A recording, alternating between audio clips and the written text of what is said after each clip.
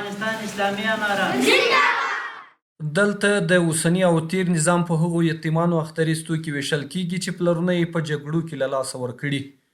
د پکتیکا ولایت اطلاعات فرهنګ رئیس وایي چې افغانستان د افغانانو کور دی او په دې هیواد کې ټول وګړي یو د بل وروڼه دي او دوی هم پرته له کوم توپیري چلند څخه له لسګونو یتیمانو سره د اختریزو توکو مرسته وکړه چې پلرونه یې د تیر نظام او یا هم د افغانستان اسلامي امارت او یا نورو جګړو کې له لاسه ورکړي دي.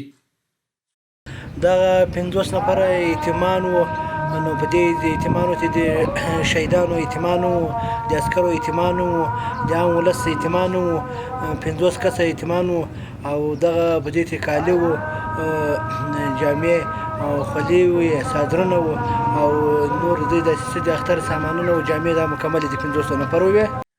د پکتیکا دیني عالمان هم وایي چې د اسلام مبارک دین هم یتیمانو ته زیات حقونه ورکړي دي او پرته له توپیري چلنده دي ورسره مرستې وشي. هغه د ټول ولس یتیمانو ته رالېږلې ده، هغه د شهداو بچیانو ته، د عسکرو بچیانو ته، د عامو مسلمانانو یتیمانو ته یې رالېږلې ده. نو دا د الله پاک احسان ده په موږ باندې. مسلمانانو دا نه مانه چې یو څوک په کومه لار کې مړ سي دغه اولاد به یتیم یا که په بله لار کې مړ سي دغه اولاد به یتیم نه.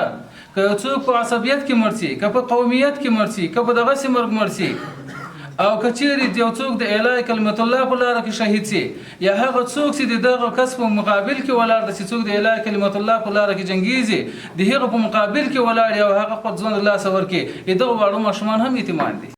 د راغلیو یتیمانو د کورنیو غړي وایي چې د افغانستان اسلامي امارت په راتلو سره من ډاډمن شوی، نور به په هیواد کې بچي نه بې پلاره کیږي او دا اختریز توکي یې پرته له توپیري چلند د تیر نظام او د امارت په یتیمانو ویشلي دي.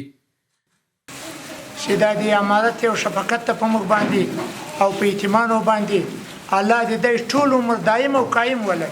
موږ د ټول امارت اسلامي له مشرانو څخه ډیر منندوی یو، شاکر ګزار یو. الله تعالی دې وکړي چې دا نظام ثابت پاتې شي او خدای دې وکړي چې زموږ مشران ثابت قدم اوسي.